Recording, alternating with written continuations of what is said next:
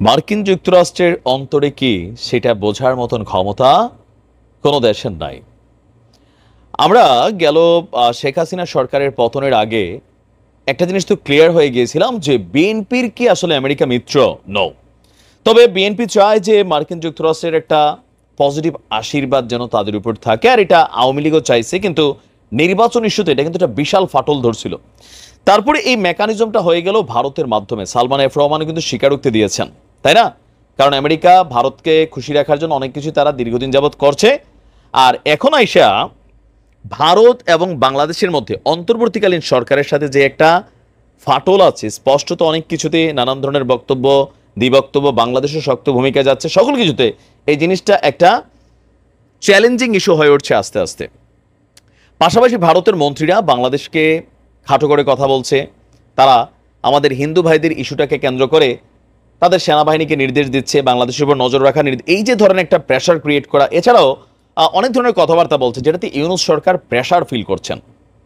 কারণ ইউনূস সাহেব ক্ষমতায় আসার পরে সর্বপ্রথম যে ফোনটা দিয়েছিলেন নরেন্দ্র মোদীকে, আবার নরেন্দ্র মোদীর সাথে একটা সাইড বৈঠকে বসারও চেষ্টা করছেন যুক্তরাষ্ট্রের মধ্যে। আবার ডক্টর মোহাম্মদ ইউনূসেরও একটা বিশ্বস্ত মিত্র প্রতিম ভাতৃপ্রতিম রাষ্ট্র হচ্ছে মার্কিন যুক্তরাষ্ট্র। আপনি যদি খেয়াল করেন, বেগম খালেদা জিয়ার ইস্যুতে মার্কিন যুক্তরাষ্ট্রের পররাষ্ট্র মন্ত্রণালয় কোনো রকম কোনো বক্তব্য দেয়নি। তার একটু সুস্থ চিকিৎসার জন্য সরকারকে কোনো মেসেজও দেয় নাই। আবার তারেক জিয়া ইস্যুতে কোনো মেসেজ দেয় নাই। কিন্তু ডক্টর মোহাম্মদ ইউনূসের মামলা নিয়ে সেই দেশের সাবেক প্রধান প্রেসিডেন্ট থেকে শুরু করে নোবেল লয়েডরা, পুরো আমেরিকার বিশ্বস্ত বিখ্যাত মানুষরা, বিশ্বজুড়ে তারা একটা টিম কইরা সরকারকে বার্তা পাঠাচ্ছিল, তার বিচারিক প্রক্রিয়া নিয়ে বারবার বার্তা দিচ্ছিল। তো বোঝাই যাচ্ছে ডক্টর ইউনূসের সাথে মিত্রটা পজিটিভ। তো আমেরিকার এখন একটা জায়গা আসছে কোনটা, যে বাংলাদেশে যে লোকটা বসে আছে এইটাও আমার লোক। আমার লোক মিন্স হচ্ছে আমার বন্ধু লোক। আবার ভারত তো আমার বন্ধুই। এখন দুই বন্ধু যখন ঝগড়া একটা অবস্থান তৈরি হচ্ছে, তখনই হয়েছে ঝামেলাটা। এখন এই ঝামেলা থেকে ডক্টর ইউনূসকে মুক্ত করে একটা সুপ্রিম পাওয়ার দিতে যাচ্ছে মার্কিন যুক্তরাষ্ট্র। ভারতের প্রভাবটাকে মুক্ত করতে যাচ্ছে মার্কিন যুক্তরাষ্ট্র। ইতিমধ্যে আপনারা জানেন, গতকালকে যুক্তরাষ্ট্রের রাজস্ব দপ্তরের ডেপুটি আন্ডার সেক্রেটারি ব্র্যান্ট নেইম্যানের নেতৃত্বে একটি প্রতিনিধি দল ঢাকায় এসেছে। অপরদিকে ভারত সফর শেষে, দীর্ঘ কয়েকদিনের ভারত সফর শেষে গতকালকে 3:30টার দিকে আপনার আমেরিকার যিনি খুবই শক্তিশালী একজন ব্যক্তি, তিনি হচ্ছেন যে দক্ষিণ এবং মধ্য এশিয়া বিষয়ক সহকারী পররাষ্ট্রমন্ত্রী ডোনাল্ড লু হাওয়া, বুঝতেই পারছেন। সেই লু গতকালকে বিকেল 3:30টার দিকে দিল্লি থেকে আপনার শাহজালাল আন্তর্জাতিক বিমানবন্দরে অবতরণ করেছেন। আজকে আমি যখন নিউজটা করছি, তাদের মধ্যে একটা বৈঠক হবে। সেই বৈঠকে দিল্লি যেন ঢাকাকে ডিস্টার্ব না করে, ঢাকাতে কোনো প্রভাব বিস্তার না করে, সেই বার্তাটা দিবে। সেই মেসেজটা সম্ভবত ওইখানে দিয়ে আসছে। এটাই সেই ইউনূস সাহেবকে বলা হবে যে আপনি আপনার মতো কাজ করেন।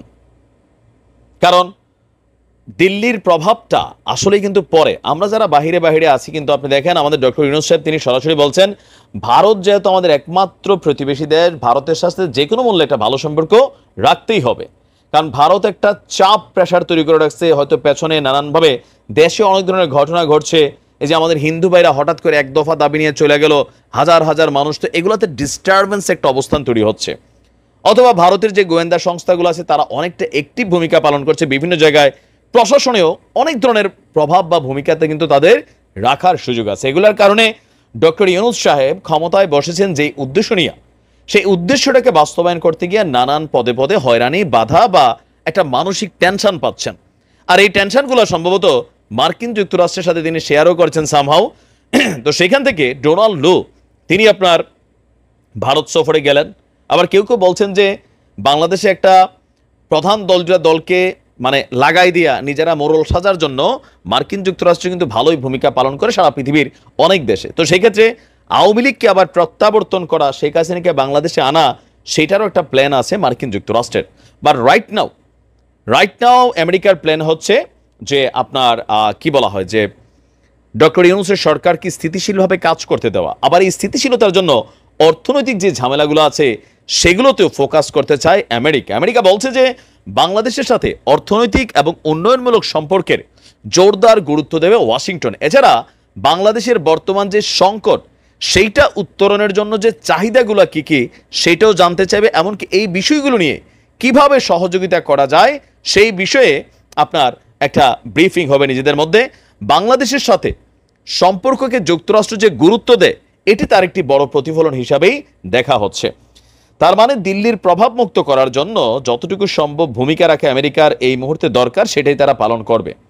তবে ভারত আসলে এই কাজটা কতদিন করবে বা এখানে কি সেটেলমেন্ট হইলো, আসলে কি হইলো, এটা আসলে ভেতরে ভেতরে একটা সিক্রেট ইস্যু, হয়তো আমরা বাহির থেকে জানবো না।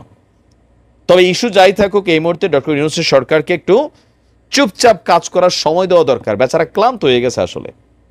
আসিফ নজরুল স্যার কোনো সাপোর্ট ওই রকম আগের মতো দিতে পারতেছে না, মানে সব মিলে কেমন একটা হজবরল অবস্থা। তো দেখা যাক আজকের মিটিং এর পর আমাদের নিশ্চয়ই প্রধান উপদেষ্টা তিনি কথা বলবেন, অথবা প্রেস উইং থেকে কথা বলা হবে যে কি কি হয়েছে। আমেরিকার যারা সফররত প্রতিনিধি আছেন তাদের যে বক্তব্যটা বা তাদের যে কোয়েশ্চেনটা ছিল ডক্টর মোহাম্মদ ইউনূসের কাছে, এই কোয়েশ্চেনটা গেল 40 দিন যাবত অনেকভাবে কৌশলে বা সরাসরিভাবে অথবা বিভিন্ন তাদের যে সহযোগী সংগঠনগুলো আছেন তাদের মাধ্যমে ডক্টর ইউনূসের কাছে জানতে চেয়েছিল আপনার বিএনপি বা গণ অধিকার পরিষদ সহ আরও বেশ কিছু দল, কিন্তু এটা নিয়ে স্পষ্ট কোনো বক্তব্য ডক্টর ইউনূস দেননি। এমনকি এই আন্দোলনে অনলাইন প্ল্যাটফর্মে যারা কাজ করেছিলেন তারাও আস্তে আস্তে ডক্টর ইউনূসের সরকারের প্রতি একটা জায়গায় একটু বিরক্ত তৈরি হয়ে যাচ্ছেন। বিশেষ করে যারা বিএনপি পন্থী আছেন, জামাত আবার একটু উল্টা দিকে হাঁটছে। সবার বক্তব্য যে আপনি সংস্কার করবেন, কিন্তু কি সংস্কার করবেন, মানে সংস্কারের রোড ম্যাপটা কি? অলরেডি সংস্কারের ইস্যুতে 6টা কমিশন গঠন করা হয়েছে, 6জনকে দায়িত্ব দেওয়া হয়েছে, সেগুলো নিয়েও নানান আলোচনা সমালোচনা রয়েছে। তবে আজকে আমেরিকা যে বক্তব্যটা দিয়েছে এটাতে বিএনপির জন্য খুবই পজিটিভ একটা ফিডব্যাক তৈরি হবে, কারণ এই প্রশ্নগুলাই তাদের প্রশ্ন ছিল যেটা আজকে মার্কিন প্রতিনিধি দল করেছে। বাংলাদেশের সফররত মার্কিন প্রতিনিধি দল অন্তর্বর্তী সরকারের সাথে আজকে বৈঠক করেছেন। বৈঠকে সরকারের যে সংস্কার পরিকল্পনা, কি কি সংস্কার করবেন, কতটুকু সময় লাগবে, আসলে কি ধাপে সংস্কারগুলো হবে, এগুলো সম্পর্কে জানার আগ্রহ প্রকাশ করেছেন আপনার এই সফররত মার্কিন প্রতিনিধি দল। আর কে জানিয়েছেন? পররাষ্ট্র সচিব এম জসিমউদ্দিন। তিনি বলছেন অন্তর্বর্তী সরকারের সংস্কার পরিকল্পনা সম্পর্কে এবং সময় সম্পর্কেও সম্ভবত জানতে চেয়েছে মার্কিন প্রতিনিধি দল। সরকারের নেওয়া কি কি পদক্ষেপ এই বিষয়ে অলরেডি আমেরিকাকে জানানো হয়েছে।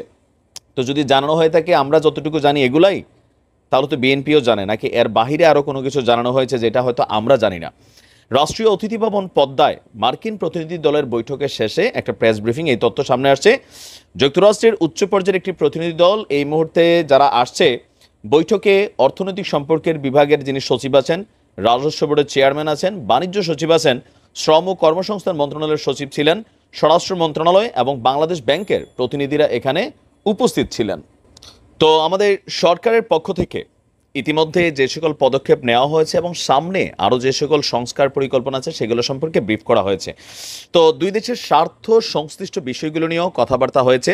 যুক্তরাষ্ট্র সরকারের পক্ষ থেকে অন্তর্বর্তী সরকারের সাথে কাজ করে যাওয়ার জন্য তারা তাদের যে অঙ্গীকার সেটা ব্যক্ত করেছেন। এমনকি একটু পজিটিভ বিষয় হচ্ছে আজকে $200 মিলিয়ন আমাদেরকে অর্থনৈতিক সহযোগিতা করার জন্য যুক্তরাষ্ট্রের এই প্রতিনিধি দল আশ্বস্ত করেছেন। তো এই টাকাটা আসলে কোন খাতে যাবে? আপনারা সকলে জানেন যে বাংলাদেশে এই মুহূর্তে বেশ কিছু বড় বড় প্রকল্প চলমান ছিল।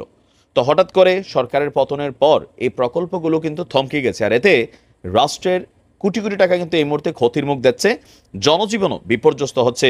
কারণ একটা কাজ হঠাৎ করে থেমে গেলে সেটাতে ক্ষতি হয়। তো অগ্রাধিকার ভিত্তিতে কোন কোন প্রকল্পগুলোর কাজ না করলেই না, সেইগুলোকে যাচাই বাছাই করে সেই কাজগুলো সামনের দিকে যাবে। এখন আমি যতটুকু আসলে বুঝতে চাচ্ছি যে সংস্কার পরিকল্পনা সম্পর্কে আমেরিকাকে আসলে কি জানানো হলো যেটা আমরা জানি না, নাকি এইটাই জানানো হইলো, নাকি এর বাহিরে কোনো কিছু ছিল। তবে আমরা যতটুকু বুঝি এই সফরকারী দল দুইটা, একটা হচ্ছে ডোনাল্ড লু, আরেকটা হচ্ছে যেটা মেইন সফরকারী দল আরেকটা আছে। তো ডোনাল্ড লুয়ের সাথে আজকে বৈঠক সম্ভবত এখনো হয়েছে কিনা আমি এটার আপডেটটা পাই নাই। যদি হয়ে থাকে সেইখানে হয়তো মার্কিন সরকারের যেই ইন্টারনাল বক্তব্য বা সামহাও এগুলা হয়তো সেইখানে আলোচিত হবে। তবে সংস্কার পরিকল্পনা নিয়ে মার্কিনিরা যদি ব্রিফ করে তখন হয়তো আমরা জানতে পারবো যে আসলে আমাদের সরকার কি কি তাদের সাথে শেয়ার করেছে, আমরা যা জানি তাই শেয়ার করছে নাকি এর বেশি করে নাই। তবে এখানে বিএনপির জন্য পজিটিভ হচ্ছে এটা, সংস্কার পরিকল্পনাটা নিয়ে যেই একটা ক্লিয়ার রোডম্যাপ চাচ্ছিল বিএনপি, সেটা যখন আমেরিকা চাইছে তো সেই ক্ষেত্রে এটা অনেকটাই পজিটিভ হয়েছে কোথাও না কোথাও আর কি। হয়তো সময়কালটাও সামনে চলে আসবে। তবে ডক্টর ইউনূস সাহেবের সরকারের যেই গতি সেটা অনেকেই বলছেন ধীরগতি, বিভিন্ন জায়গায় আইনের শাসন পড়ে গেছে। তবে এগুলাকে ব্যালেন্স করা জরুরি। সবচেয়ে বেশি জরুরি হচ্ছে পুলিশকে কাজ করতে দেওয়া। তো পুলিশ আসলে ঠিকভাবে কাজ করছে না, এমন তো অনেকেই বলছেন। বিভিন্ন জায়গায় এখনো নানান ধরনের অ্যাক্টিভিটিস হচ্ছে, আবার পুলিশকেও ধরে মারা হচ্ছে, থানায় ঢুকে পুলিশকে ঘাই দিয়ে ফেলা হচ্ছে। এই যে নানান বিশৃঙ্খলা, এটাকে as soon as possible balance করতে হবে।